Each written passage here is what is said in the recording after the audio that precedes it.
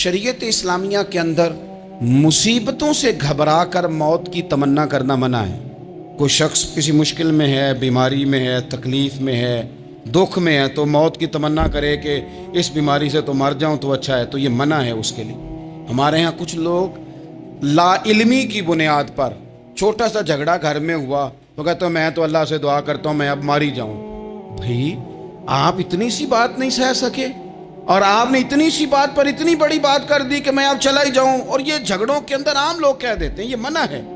नबी पाक सल्लल्लाहु ताला अलैहि वसल्लम ने इससे मना फरमाया, बल्कि मुस्लिम शरीफ में फरमाया कि अगर तुमने कभी दुआ करनी भी हो किसी वक़्त तो इन लफ्ज़ों से कर सकते हो कि या अल्लाह जब तक मेरा ज़िंदा रहना मेरे हक़ में बेहतर है, मुझे दुनिया में रख, और जब मेरा यहाँ से चले जाना तेरी हिकमत का तकाजा है और मेरे हक़ में बेहतर है तो फिर मुझे ईमान के साथ ले जा, फिर तो मुझे ले जा।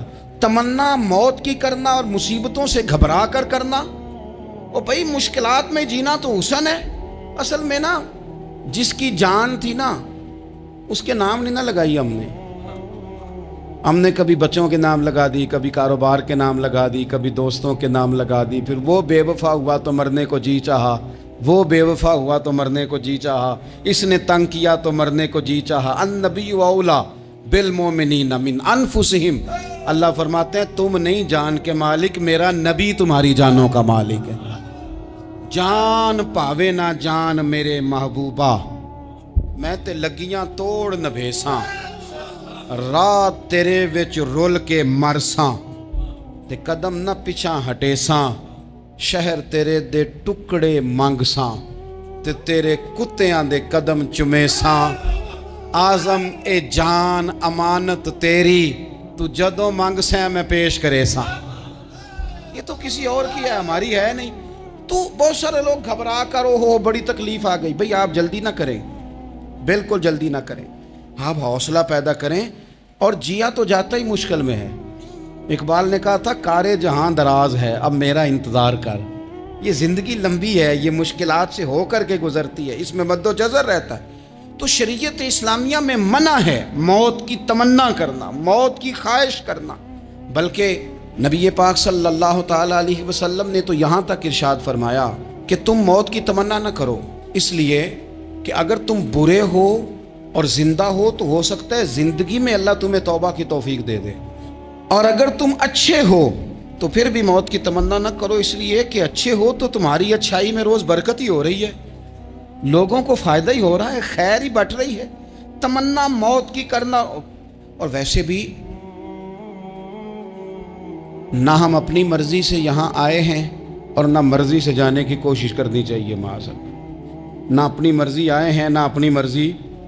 अपनी मर्ज़ी से को मरने की कोशिश करेगा तो खुदकुशी हराम है, और रब रसूल की मर्ज़ी से मरेगा तो वो शहादत है।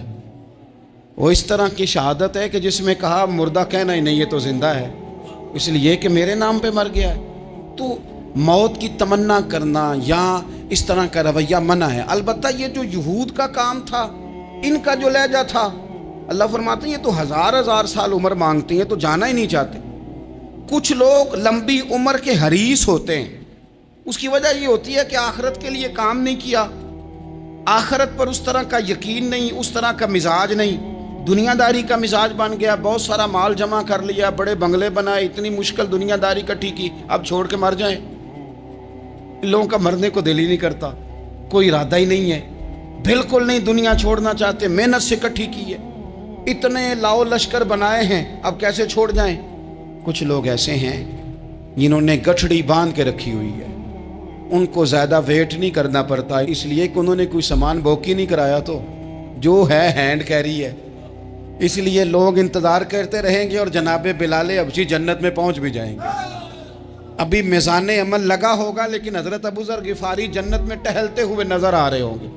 लोगों ने जमा नहीं ना किया, जितना माल ज़्यादा उतनी चेकिंग भी उसकी ज़्यादा, जितने बैग ज़्यादा, एयरपोर्ट पे उतना इंतज़ार भी ज़्यादा। हैंड कैरी वाले को कोई मसला असी किसे दे कुछ भी ना लग दे, ते ना कोई साडा दर्दी, भाई माल का है का तो हिसाब का है का। मौला अली शेर खुदा करमल्लाहु ताला वजहुल करीम से किसी ने कहा हम गुंजाइशें तलाश करते हैं ना, और शरीयत की गुंजाइश اختیار کرنے میں حرج بھی کوئی نہیں ہوتا، شریعت گنجائش دیتی ہے، مال جائز ہو آپ کو تو آپ اس کو استعمال کریں، بڑا مکان بنائیں، بڑی جائیداد خریدیں، بڑی گاڑی میں سفر کریں، مہنگا موبائل خریدیں، اچھے کپڑے پہنیں، کوئی منع نہیں کرتا۔ لیکن جو حضور کا مزاج ہے، جو سرکار نے اپنے لیے پسند کیا، وہ یہ ہے کہ سویرے روٹی کھانی ہے، شام کو فاقہ کرنا ہے۔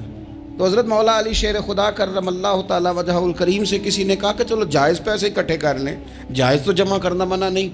تو حضرت علی کی باتیں بڑی حکمتوں والی تھی نا، تو ایک جملے میں انہوں نے کئی جواب دے دیے۔ کہنے لگے میاں مال حرام ہو تو عذاب ہوتا ہے، حلال ہو تو حساب ہوتا ہے، لہٰذا ہم دونوں کام ہی نہیں کرتے، نہ ادھر جاتے ہیں نہ ادھر جاتے ہیں۔ جمع کرنے کی حاجت کیا ہے؟ دنیا اتنی سجا لینا، اتنی سوار لینا،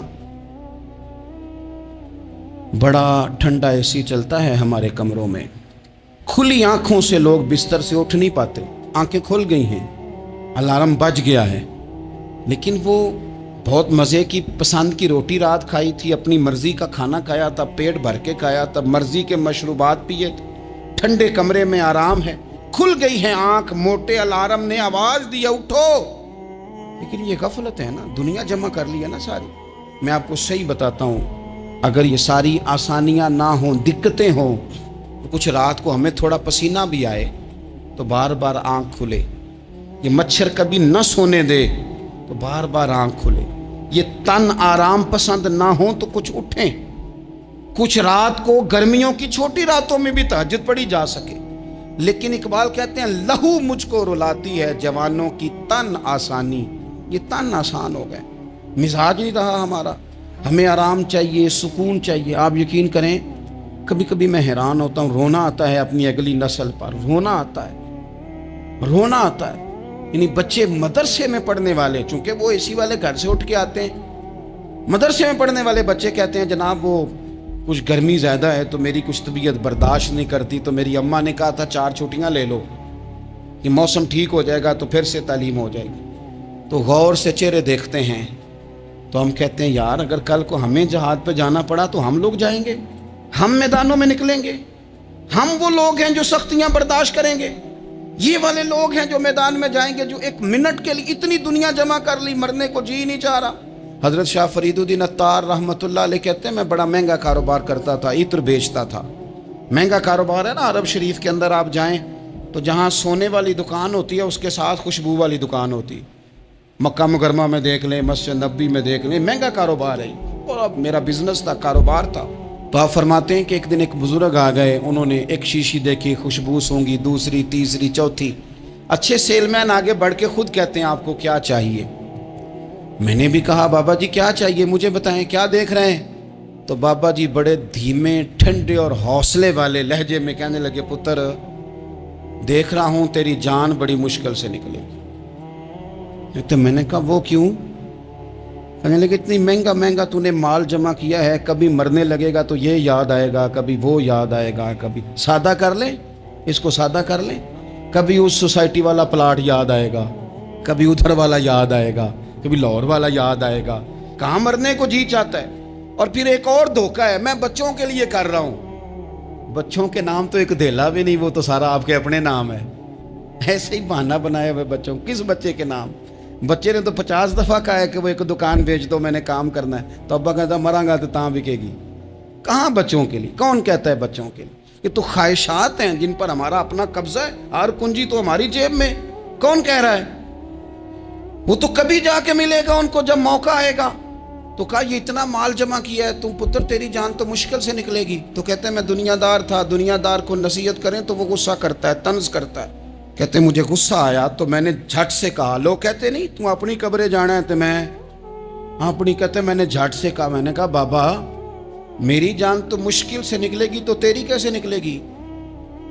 کہتے ہیں بابا جی کہنے لگے پتر ادھر آنا ذرا۔ تو میں کاؤنٹر کے اوپر سے ہو کے بابا جی کے پاس آیا، وہ میری دکان کے فرش پہ لیٹے، کعبے کو منہ کیا، کلمہ پڑھا اور ان کی روح پرواز کر گئی۔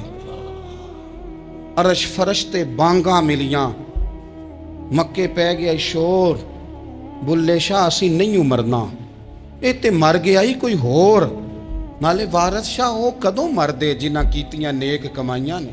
کہا یہ دیکھ لو مر گئے، بس اتنی کام تھا، تیاری ہے۔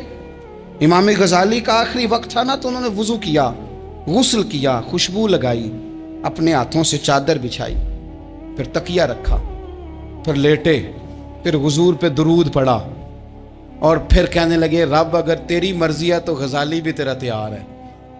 بس یہ جملے زبان پہ تھے اور روح پرواز کر گئی۔ موت کو سمجھے ہیں غافل اختتام زندگی، یہ ہے شام زندگی، پھر صبح دوام زندگی۔ عزیز بھائیو، ہم نے نا بڑی آسائشیں جمع کر لی، بڑا کچھ اپنی عقل کے زور پر ہم نے اکٹھا کر لیا۔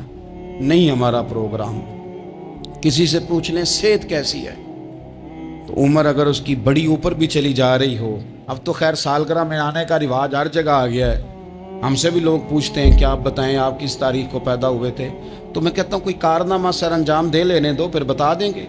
ابھی تو کچھ کر نہیں سکے، کچھ بتائیں گے تو کوئی دن بھی منا لیں گے، ابھی تو لگتا ہے کہ بڑا وقت ضائع ہو گیا ہم سے۔ تو عزیز بھائی، کوئی نہیں کہتا کہ اب ٹائم آ گیا ہے، شوگر ہو گئی ہے، بلڈ پریشر ہو گیا ہے، طبیعت خراب رہتی ہے، فلانا مسئلہ ہو گیا ہے۔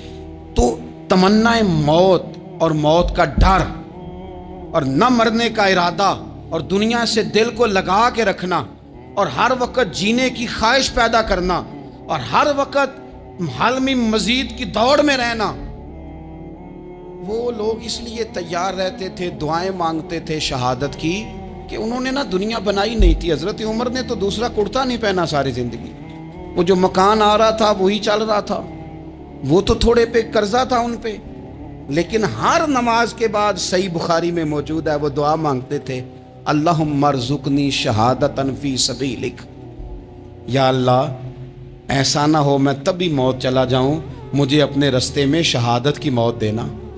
ہر نماز کے بعد دعا مانگی جا رہی، لیکن شہادت والی موت کی نہیں، شہادت والی موت، اللہم ارزقنی شہادتا فی سبیلک۔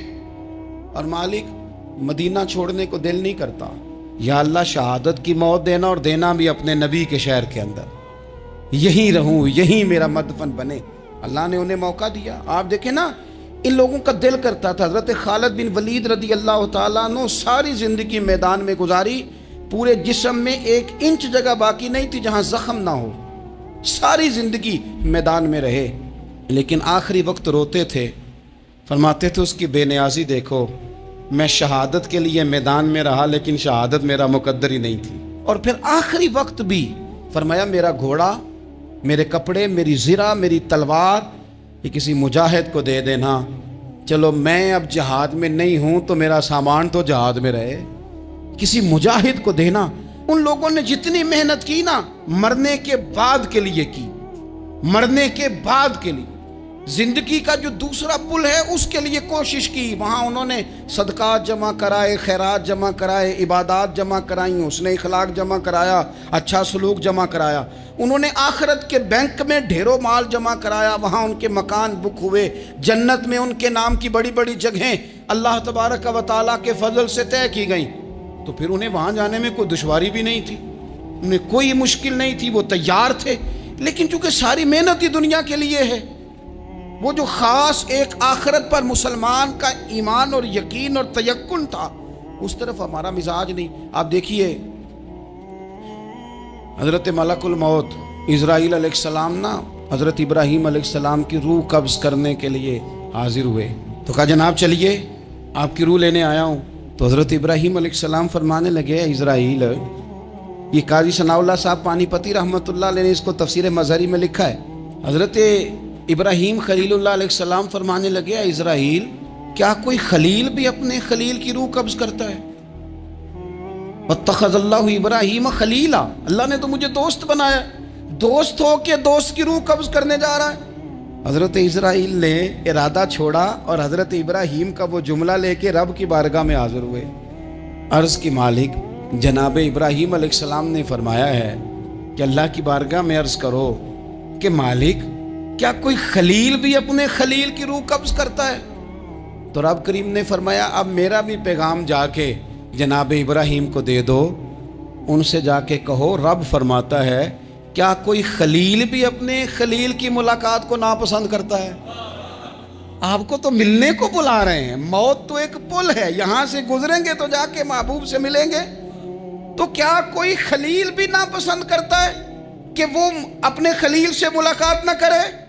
حضرت سیدنا اسرائیل علیہ السلام پیغام لے کے آئے اور کہا ہے اللہ کے خلیل رب فرماتا ہے کیا خلیل بھی خلیل کی ملاقات کو؟ تو حضرت ابراہیم تو کھول کے روئے, کہنے لگے اب دیر نہ کر, اب ذرا جلدی کر, اب ذرا جلدی لے جاؤ. اور میرے نبی پاک صلی اللہ علیہ وسلم نے فرمایا, سیاستہ میں حدیث ہے, فرمایا تم میں سے جو رب سے ملنے کو پسند کرتا ہے نا, جو اللہ سے ملنے کا شوق رکھتا ہے نا, اللہ بھی اس کی ملاقات کو پسند فرماتا ہے. تم میں سے جو رب سے ملنے کا شوق رکھتا ہے, اقبال کیا کہتے ہیں, کہتے ہیں تیرے عشق کی انتہا چاہتا ہوں, تو میری سادگی دیکھ میں کیا چاہتا ہوں. میرا ذرا سا تو دل ہے مگر شوق اتنا, میں وہی لن ترانی سنا چاہتا ہوں. مالک میرا دل کرتا ہے میں تجھ سے کہوں رب آرینی, میں تجھے دیکھنا چاہتا ہوں, اور تو مجھے کہے لن ترانی, تو نہیں دیکھ سکتا. میرا ذرا سا تو دل ہے مگر شوق اتنا, میں بھی وہی لن ترانی سنا چاہتا ہوں. پھر خود ہی کہنے لگے او بھری بزم میں راز کی بات کہہ دی, میں بڑا بے ادب ہوں سزا چاہتا ہوں. یہ تو سب کو بتانے والی بات ہی نہیں تھی جو میں نے بتا دی. بھری بزم میں راز کی بات کہ بڑا بے ادب ہوں سزا چاہتا ہوں. نبی کریم علیہ السلام نے فرمایا تم میں سے جو رب کی ملاقات کا شوق رکھتا ہے نا, اللہ بھی اس کی ملاقات کو پسند فرماتا ہے. اور فرمایا تم میں سے جس کا رب سے ملنے کا شوق نہیں نا, اللہ بھی اس کی ملاقات کو پسند نہیں فرماتا. یہ سیاستہ میں حدیث ہے. ایک دفعہ غور کر نہ لیں, فلاں سے ملنے کو بھی جی چاہتا ہے, فلاں علاقہ دیکھنے کو بھی جی چاہتا ہے, فلاں کی ملاقات کو بھی جی چاہتا ہے.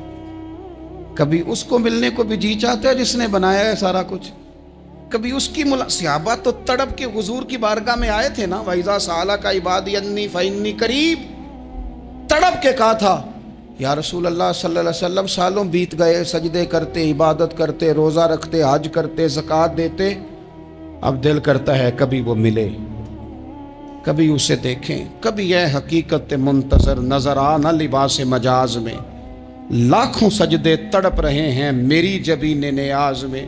دل کرتا ہے ملنے کو. تو جب صحابہ نے آ کے حضور کی بارگاہ میں یہ عرض کی نا, یا رسول اللہ رب سے ملنے کو جی چاہتا ہے, تو اللہ نے فرمایا وَإِذَا سَأَلَكَ عِبَادِي عَنِّي فَإِنِّي قَرِيبٌ, اے محبوب جب میرے بندے آپ کے پاس آ کے میرے بارے میں سوال کریں تو ان سے فرما دو میں تو ان کے قریب ہی ہوں. جب بھی دعا مانگیں گے میں ان کی دعاؤں کو قبول فرماؤں گا, میں قریب ہوں ان کے. اپنے دل کے اندر شوق ہو, اللہ رسول کی طرف بڑھنے کا شوق ہو. مسلمان موت سے نہیں ڈرتا, لیکن صحیح بخاری اور صحیح مسلم میں حدیث ہے, نبی پاک علیہ الصلوۃ والسلام نے فرمایا آج ایک مسلمان 1000 کافر کو آگے لگا لیتا ہے اور کافر بھاگ جاتا ہے. ایک وقت آئے گا ایک کافر ہوگا اور 1000 مسلمان کو بھگا ڈالے گا. یا رسول اللہ کیوں؟ ہمارے پاس اسلحہ نہیں ہوگا, ہمیں لڑنے کا سلیقہ نہیں آئے گا. نبی پاک علیہ السلام نے فرمایا یہ مسئلہ نہیں, تمہیں وہن ہو جائے گا, وہن. یا رسول اللہ یہ وہن کیا ہوتا ہے؟ تو حضور نے فرمایا تمہیں نا زندگی سے پیار ہو جائے گا, تمہیں مرنا برا لگے گا, کراہت آئے گی مرنے سے, تم مرنا نہیں چاہو گے. تو جب کسی کو زندگی سے پیار ہو جائے تو پھر وہ بھاگتا ہے, پھر وہ ہر بندے کی ہر بات مانتا ہے چونکہ وہ جینا چاہتا ہے. اور کچھ لوگ ایسے ہوتے ہیں, وہ جب بدر میں مسلمان پہنچے نا تو جاسوس بھیجا ابو جہل نے, کہا جاؤ پتہ کر کے آؤ لوگ کتنے ہیں اور ان میں جوان کتنے ہیں, بوڑھے کتنے ہیں اور اسلحہ کتنا ہے. جاسوسی اس دور میں بڑی آسان تھی, کوئی مخصوص وردی تو فوجیوں کی ہوتی نہیں تھی. تو وہ شخص آ گیا, مسلمانوں کو دیکھ کر واپس گیا, تو جا کے اس نے بدر کے دن ابو جہل سے کہا کہ وہ 313 ہیں اور ان میں بچے بھی ہیں, بوڑھے بھی ہیں اور اسلحہ بھی زیادہ نہیں, اور گھوڑے اور اونٹ اور سواریاں بھی تھوڑی ہیں. تو ابو جہل بڑا ہنسا اور معاذ اللہ کہنے لگا کیا ان نے ہم سے لڑنا ہے, تھوڑے سے تو لوگ آئیں. اس طرح کرو صبح نا انہیں پشتوں پہ باندھ کے نا گھوڑوں کی تو مکے لے چلتے ہیں, وہاں جا کے دیکھیں گے ان کے ساتھ کیا کرنا ہے. تو وہ جاسوس کہنے لگا پوری بات تو سن لے. اس نے کہا پوری بات کیا ہے؟ کہنے لگا آئے 313 ہیں پر گھر واپس جانے کا کسی کا بھی ارادہ نہیں. وہ کشتیاں جلا کے آئے ہیں, میں رات وہاں گزار کے آیا ہوں, میں نے بوڑھوں کو بھی شہادت مانگتے دیکھا ہے، میں نے بچوں کو بھی شہادت مانگتے دیکھا ہے، میں نے ایک ایک کے سینے میں مر مٹنے کا جذبہ دیکھا ہے۔ وہ جینے کی امنگ لے کے نہیں آئے، ہتھیلی پہ رکھ کے آئے ہیں جان، اور ایک ایک شخص شہید ہو کے جانا چاہتا ہے، اور وہ ایک دوسرے کے پیچھے چھپیں گے نہیں۔ یہ جو موت ہے نا، موت یہ تو ایک پل ہے، اس سے گزریں گے، اللہ رسول کے حضور جائیں گے، جنت کی نعمتیں، خدا کی تیار کی ہوئی رحمتیں مسلمان کا آگے بڑھ کے استقبال کریں گے۔ حضرت عمار بن یاسر رضی اللہ تعالیٰ عنہ کو زخم لگ رہا ہے میدان جہاد میں، اور تیز زخم لگ رہا ہے، سخت تکلیف میں۔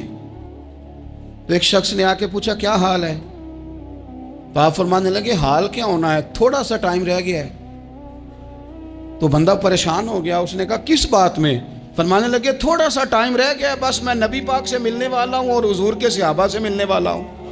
حضرت عمار بن یاسر رضی اللہ تعالیٰ عنہ کہنے لگے تھوڑا سا ٹائم رہ گیا، تھوڑا سا مرنا مرنا ہر کوئی آکھے تے میں بھی آکھاں مرنا، تے جس مرنے تھی خوشبو نہ آوے او مرنا کی مرنا، تے جس مرنے وچ سونا راضی اس مرنے تو کی ڈرنا۔ ایک گل رکھنا یاد کہ میرا جس دن ہووے مرنا، سب کچھ کرنا، سب کچھ کر کے میرا منہ روزے ول کرنا، شاید میرا آقا آوے میں دیدار حضور دا کرنا۔ فرمایا کہ وہ تو بالکل قریب آ گیا ٹائم۔ حضرت سیدنا بلال حبشی رضی اللہ تعالیٰ عنہ آخری وقت ہے، لوگ بڑا اس کا منظر جب بیان کرتے ہیں تو خوفناک بیان کرتے ہیں، اس طرح کا لہجہ اختیار کرتے ہیں کہ بات سن کے بندہ کانپ جائے۔ سیدنا بلال حبشی رضی اللہ تعالیٰ عنہ بالکل آخری وقت ہے، جانے کا ٹائم۔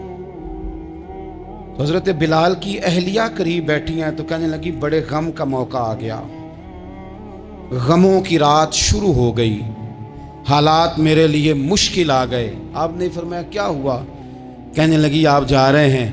تو حضرت بلال کہنے لگے یہ غم کا موقع نہیں، یہ تو خوشی کا موقع ہے، میں جاؤں گا تو حضور سے ملوں گا نا، جاؤں گا تو نبی پاک سے ملاقات ہوگی، یہ تو میرا ملاقات کا وقت آیا۔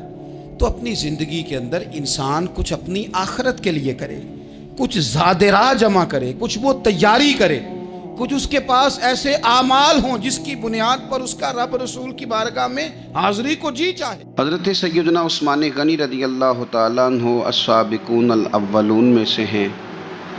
بڑے ابتدائی ایام میں جن لوگوں نے کلمہ پڑھ لیا تھا ان میں سے آپ کا شمار ہوتا ہے۔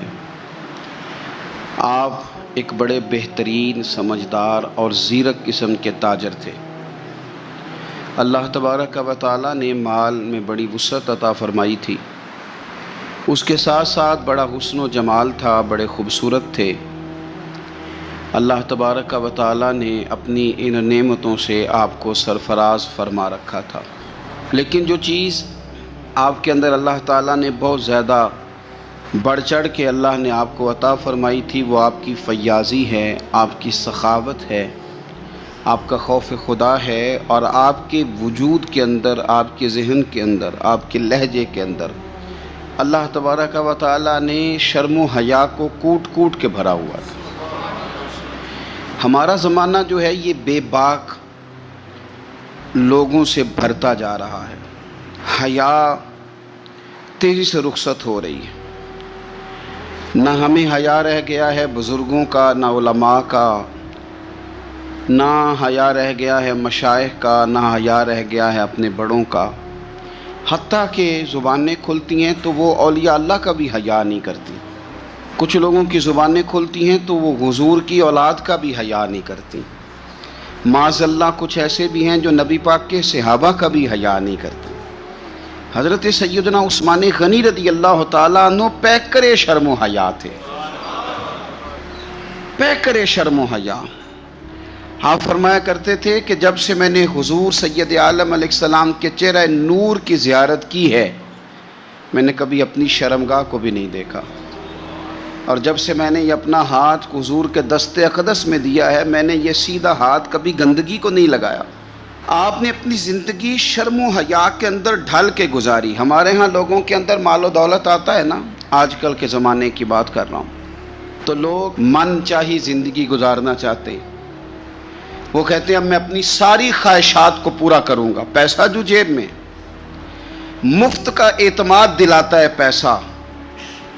پیسہ آدمی کے اندر کچھ ایسی قوتیں پیدا کرتا ہے کہ وہ نہ چاہتے ہوئے بھی کچھ ایسے کام کر جاتا ہے۔ اس کے ذہن میں سودا سما جاتا ہے کہ میری جیب میں پیسے ہیں، مفت کا اعتماد ہے۔ جو ان کے اپنے ہوتے ہیں ان سے لوگ دور نکل جاتے ہیں، رشتہ داروں سے، دوستوں سے، احباب سے، پرانے لوگوں سے کٹ جاتے ہیں، جیب میں پیسہ جو آ جاتا ہے۔ لیکن مصنف ابن ابی شیبہ میں بڑا ہی خوبصورت انداز حضرت عثمان غنی کے بارے میں موجود ہے۔ فرمایا صحابہ نے کہ حضرت عثمان غنی کو اللہ نے گرچہ مال بڑا دیا تھا، لیکن وہ سب سے بڑھ کر اپنی شرمگاہ کی حفاظت کرنے والے تھے، اور سب سے بڑھ کر اپنے رشتہ داروں کے ساتھ صلہ رحمی کرنے والے تھے۔ بھلایا نہیں کسی چیز کو۔ انہوں نے اپنے آپ کو شرم و حیا میں ڈھال کے رکھا۔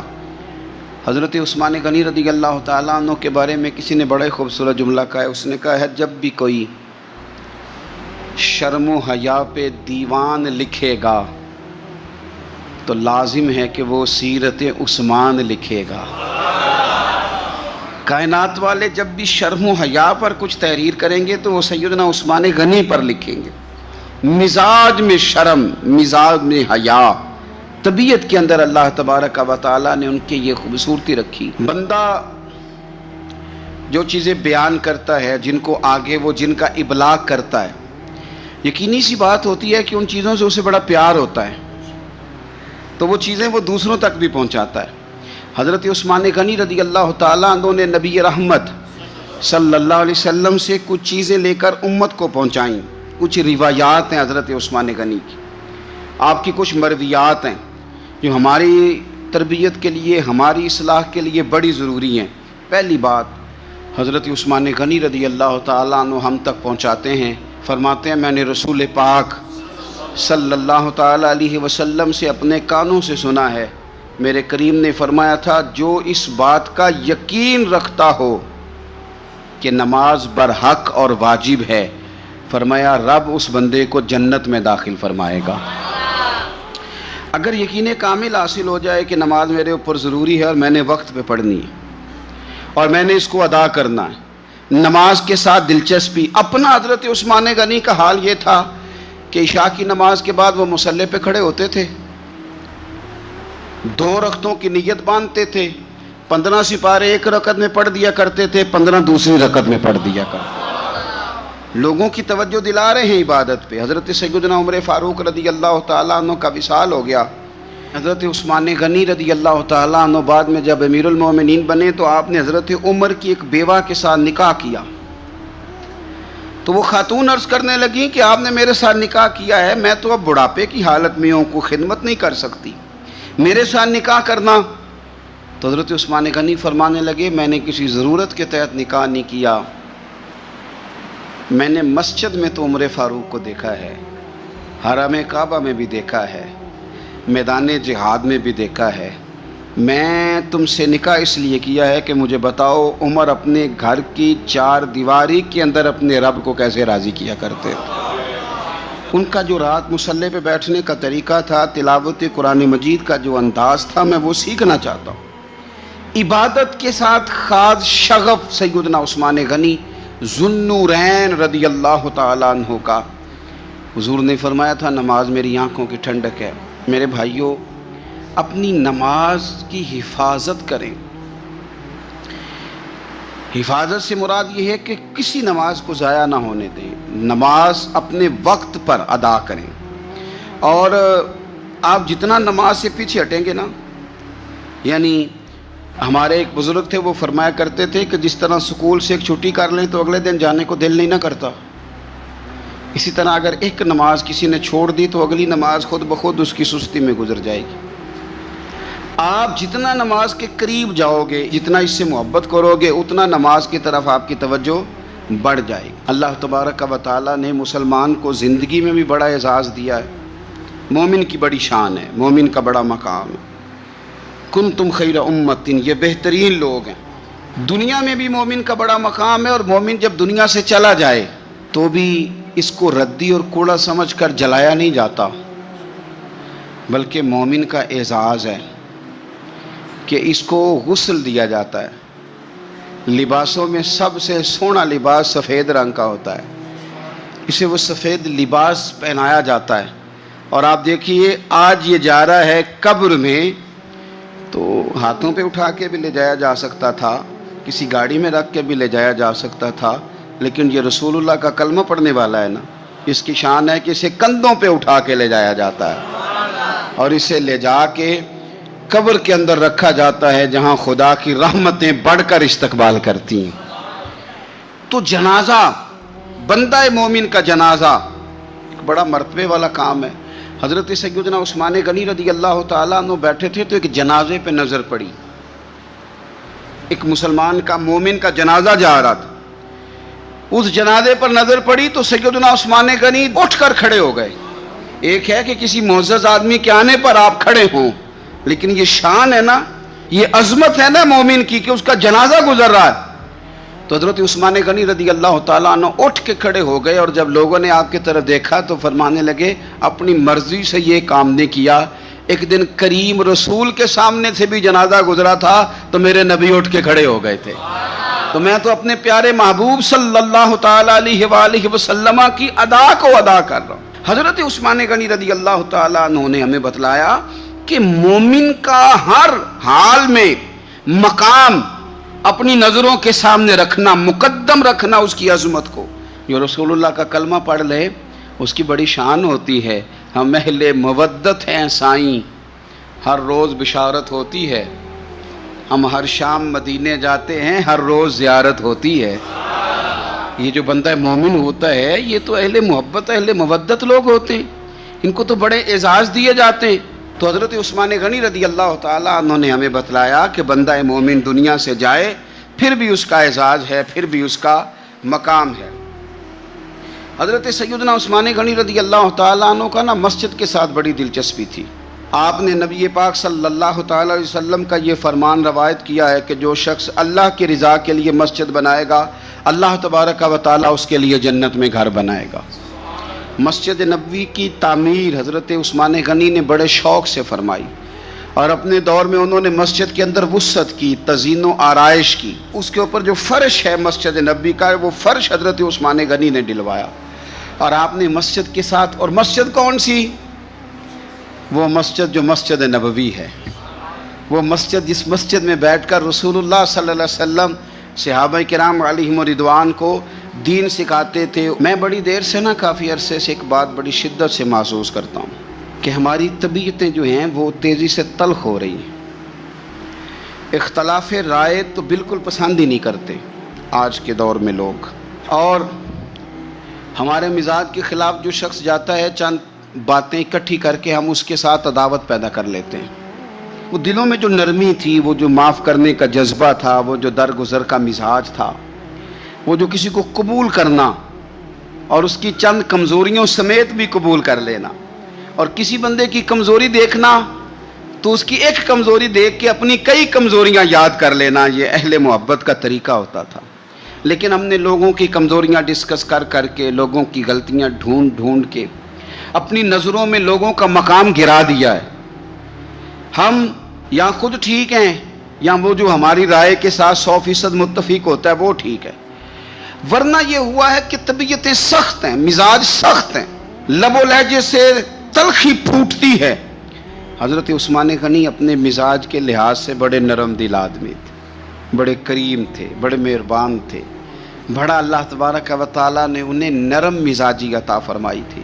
حضرت عثمان غنی رضی اللہ تعالیٰ عنہ حدیث روایت کرتے ہیں، مسند امام محمد بن حنبل میں موجود ہے، فرماتے میں نے نبی پاک صلی اللہ تعالیٰ علیہ وسلم کو یہ فرماتے ہوئے سنا ہے، میرے کریم محبوب فرمانے لگے وہ شخص جنت میں ضرور داخل ہوگا جو نرم مزاج ہے، جو خریدار ہو تب بھی نرم مزاج ہے، دکاندار ہو تو پھر بھی نرم مزاج ہے، جو ادا کرنے والا ہو تو پھر بھی نرم ہے، تقاضا کرتا ہو تو پھر بھی نرم ہے، جو ہر معاملے میں نرم مزاج۔ اعلیٰ حضرت بریلوی رحمۃ اللہ علیہ ملفوظات شریف میں فرماتے ہیں جو کام نرمی سے ہوتا ہے وہ سختی سے ہوتا ہی نہیں۔ نرمی سے جو چیز آپ آگے اس کا ابلاغ کر سکتے ہیں، اس کو پہنچا سکتے ہیں، وہ کام سختی سے نہیں ہوتا۔ کم از کم اپنوں کے بیچ تو نرمی ہونی چاہیے۔ وہ جو سختی ہے وہ تو کافر کے مقابلے میں، منافق کے مقابلے میں، وہ ہلکا یاراں تو بریشم کی طرح نرم، وہ تو رزم حق کو باطل ہو تو فولاد ہے مومن۔ تو حضرت عثمان غنی رضی اللہ تعالیٰ عنہ ہمیں یہ سبق پڑھاتے ہیں کہ اپنے مزاجوں میں نرمی لائی جائے، اپنی طبیعتوں کو ہمیشہ نرم کرنے کی کوشش کی جائے۔ حقوق العباد کا معاملہ ہمیشہ سے سخت ہے، اور ہم نہ حقوق العباد کے معاملے میں بڑے خود غرض ہیں۔ اپنی مرضی کے حق ہم ادا کرتے ہیں، اپنی مرضی کے۔ حقوق العباد سے مراد بندوں کے حقوق ہیں، ایک دو رشتوں کے حقوق نہیں۔ اور یہ حقوق ہمارے اوپر عائد کس نے کیے ہیں؟ اللہ تعالیٰ نے۔ آپ اپنے بچوں کے حقوق ادا کرتے کرتے کسی غریب کے حق پہ ڈاکہ نہیں ڈال سکتے۔ آپ اپنے ماں باپ کا حق ادا کرتے کرتے کسی کا حق کینچی لگا کے کاٹ نہیں سکتے۔ آپ یہ کہیں کہ میں نے اپنا گھر بنانا ہے تو بڑے سارے گھر بے آباد کر دیں۔ جس طرح اپنے بچوں کا آپ پر حق ہے، اسی طرح ملت کے بچوں کا بھی تو حق ہے۔ جس طرح آپ کا اپنا گھر آپ کے لیے بڑا اہمیت کا حامل ہے، اسی طرح سے جو باقی گھر ہیں وہ بھی تو اہمیت کے حامل ہیں۔ ہم نے یہ کیا ہے کہ دو چار حقوق اپنے ذہن میں بٹھا لیے، اور اسلام جو حقوق کی وسعت بیان کرتا ہے، آپ کو پتہ ہے نبی پاک صلی اللہ تعالیٰ علیہ وسلم نے رستوں کے بھی حقوق بیان کیے، رستوں کے بھی حقوق بیان کیے، جانوروں کے بھی حقوق بیان کیے۔ حضرت عثمان غنی رضی اللہ تعالیٰ عنہ حدیث روایت کرتے ہیں اور ہماری توجہ دلاتے ہیں۔ آپ فرماتے ہیں کہ یاد رکھنا، دنیا کے اندر اگر تم نے کسی کا حق ضائع کیا تو قیامت کے دن تمہیں اس حق کا بدلہ دینا پڑے گا۔ آپ فرماتے ہیں میں نے خود نبی پاک علیہ السلام سے یہ سنا ہے کہ اگر سینگ والی بکری نے بغیر سینگ والی بکری کو مارا تو قیامت کے دن اسے بھی بدلہ دینا پڑے گا۔ اگر سینگ والی بکری نے بغیر سینگ والی بکری کو تکلیف دی تو وہ بھی قیامت کے دن اسے بھی استفسار کیا جائے گا، پوچھا جائے گا۔ تو بھائی ہمیں خیال کرنا چاہیے۔ حقوق العباد کا معاملہ بڑا نازک ہے، بڑا باریک ہے، بڑا محتاط ہو کر کے چلنے کی ضرورت ہے۔ کسی جگہ بھی حقوق العباد کے مسئلے میں اپنے آپ کو کمزور نہ کریں، کوشش کریں جس حد تک ہو سکے آپ نازک مزاجی کے ساتھ حقوق کے معاملے کا خیال کریں۔ انسان کو اپنی زندگی حقیقت کے آئینے میں گزارنے کی کوشش کرنی چاہیے۔ بہت ساری خوش فہمیوں سے، بہت ساری غلط فہمیوں سے اور بہت سارے دعووں سے اپنے آپ کو بچا کے رکھنا چاہیے۔ اللہ تعالیٰ کی رحمت پر امید رکھنا، نبی پاک صلی اللہ تعالیٰ علیہ وسلم کی شفاعت کی امید رکھنا، نیک اور صالحین کی نسبت کی امید رکھنا، یہ برا نہیں، یہ بڑا ہی بہترین ہے، یہ بڑا ہی خوبصورت عمل ہے، اس کی بہت ساری برکات ہیں۔ لیکن کسی غلط فہمی کا شکار ہو جانا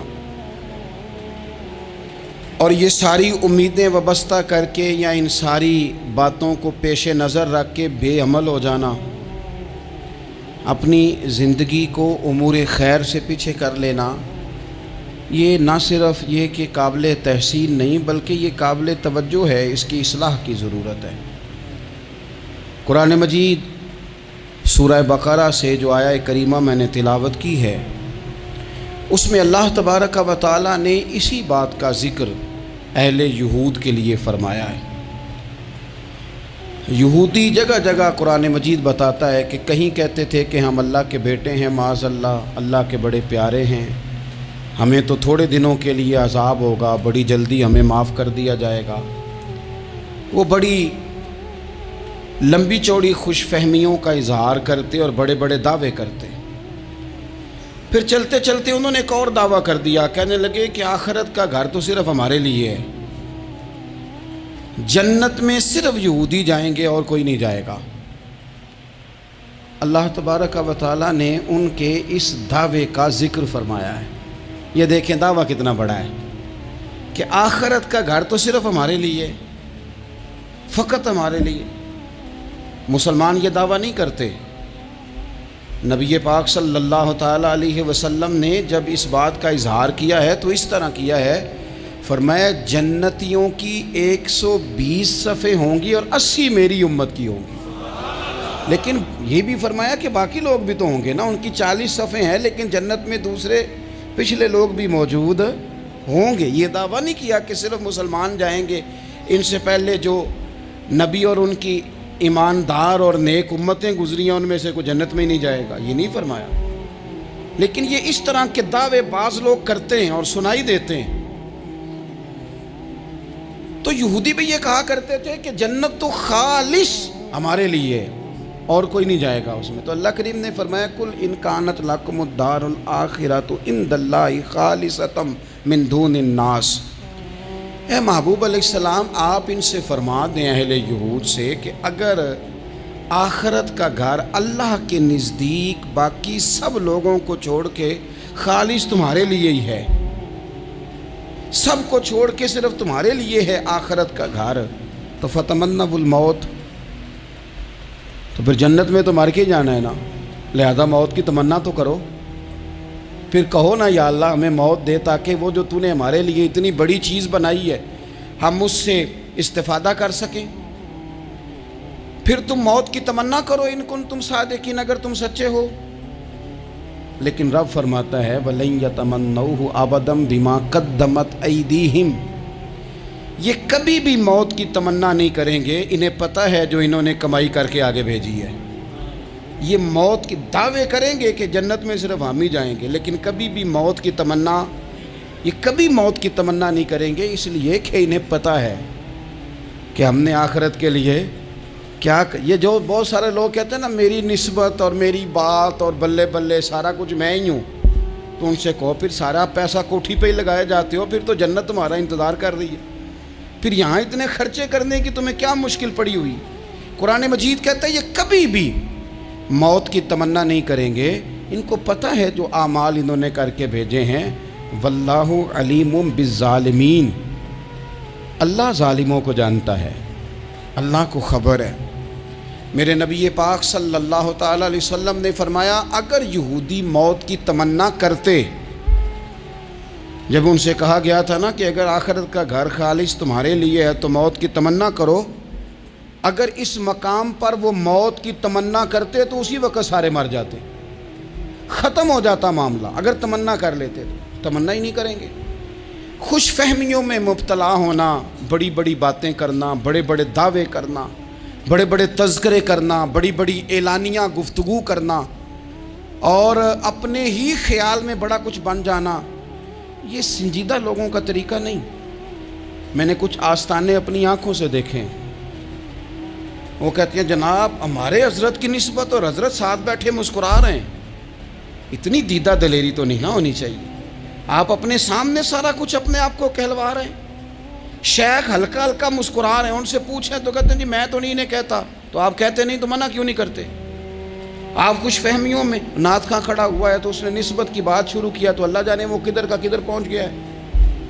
میں کہتا ہوں کون انکار کر رہا ہے نسبت کے فیض کا؟